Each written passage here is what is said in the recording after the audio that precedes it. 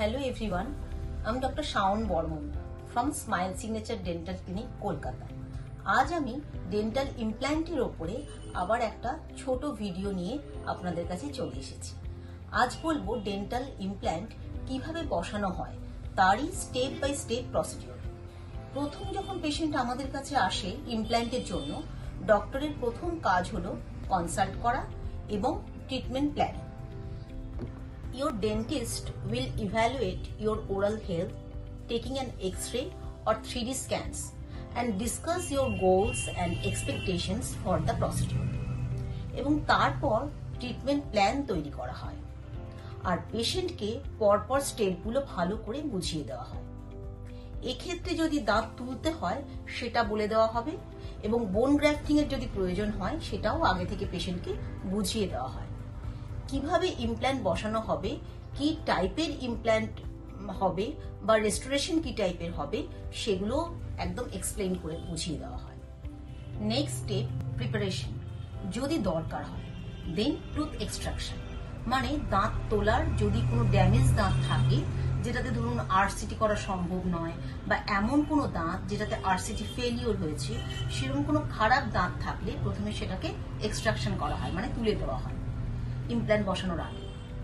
দেন বোন গ্রাফটিং যদি ইমপ্ল্যান্টকে সাপোর্ট দেওয়ার মতন সাফিসিয়েন্ট বনি স্ট্রাকচার না থাকে সেক্ষেত্রে বোন গ্রাফটিং এর প্রয়োজন হয় এবং ইমপ্ল্যান্টকে প্রপার সাপোর্ট দেওয়ার জন্য বোন গ্রাফটিংটা তখন খুবই গুরুত্বপূর্ণ হয়ে ওঠে।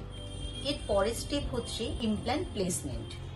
ফার্স্ট অ্যানেস্থেশিয়া, এরিয়াটাকে প্রথমে নাম করার জন্য লোকাল অ্যানেস্থেশিয়া দেওয়া হয় মানে জায়গাটাকে অবশ করে নেওয়া হয়। দেন ইনসিশন অ্যান্ড বোন প্রিপারেশন। এরপর গামে ছোট করে কাটা হয় যাকে বলা হয় small incision two expose the underlying বোন। এভাবে ইমপ্ল্যান্ট বসানোর জায়গাটাকে ক্রিয়েট করা হয়। এরপর ড্রিল করে হাড়ের মধ্যে একটা ছোট্ট হোল তৈরি করা হয় যাতে ইমপ্ল্যান্ট বসানো যায়। এর পরের স্টেপ হচ্ছে ইমপ্ল্যান্ট ইনসারশন। যে বনি সকেটটা ড্রিল করে তৈরি করা হলো তাতে titanium implant post or স্ক্রিউ carefully place করা হয়। এরপর গামকে ওপর থেকে স্টিচ করে দেওয়া হয় মানে সেলাই করে দেওয়া হলো। নেক্সট স্টেপ হচ্ছে হিলিং অ্যান্ড অসিও ইন্টিগ্রেশন। হিলিং পিরিয়ডে কি হয়, ইমপ্ল্যান্টের সাথে জ বোনটা জুড়ে যায় আস্তে আস্তে এবং এটা 3 to 6 মান্থ সময় লাগে এর জন্য। আর এই প্রসেসটাকে বলা হয় অসিও ইন্টিগ্রেশন। এর পরের স্টেপ হচ্ছে টেম্পোরারি রেস্টোরেশন। এই যে 3 to 6 মান্থ হিলিং পিরিয়ড চলছে সেই সময় টেম্পোরারি দাঁত বা ডেঞ্চার বসানো হয় এস্থেটিক পারপাস। আর নেক্সট স্টেপ তার পরের স্টেপ হচ্ছে অ্যাবাটমেন্ট প্লেসমেন্ট। 3 to 6 মান্থ পর গাম টিস্যুকে আবার রিওপেন করা হয়, ইমপ্ল্যান্টের মাথাটাকে এক্সপোজ করা হয় আর সেখানে একটা হিলিং অ্যাবাটমেন্ট অ্যাটাচ করা হয় just above the gum line. এর পরের স্টেপ হচ্ছে ফাইনাল স্টেপ মানে ফাইনাল রেস্টোরেশন। আগে ইমপ্রেশন নিয়ে ক্রাউন অ্যান্ড ব্রিজ অথবা শুধু ব্রিজ অর ডেঞ্চার যেটাই হোক আগে বানিয়ে নেওয়া হয়।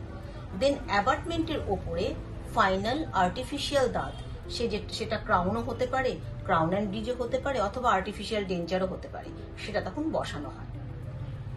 এই যে পুরো প্রসিডিওরটা এটা কিন্তু মোটেই পেইনফুল নয়, এটা পুরোপুরি পেইনলেস। কেননা পেশেন্টরা যখন আমাদের ক্লিনিকে আসে পেশেন্টদের মোস্ট কমন প্রশ্ন হচ্ছে যে ইমপ্ল্যান্টটা কি খুব পেইনফুল। যেহেতু একটা সার্জিক্যাল প্রসিডিওর পেশেন্টের এটা একটা ভুল ধারণা আছে বোধহয় প্রসিডিওরটা খুব পেইনফুল, কিন্তু একদমই পেইনফুল নয়।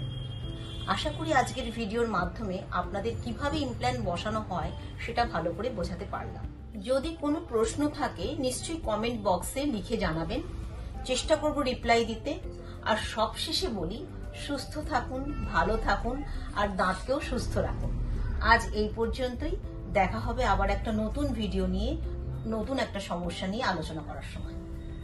আর ভিডিওটা ভালো লেগে থাকলে অবশ্যই লাইক, শেয়ার অ্যান্ড সাবস্ক্রাইব করবেন। আজ আসি, নমস্কার।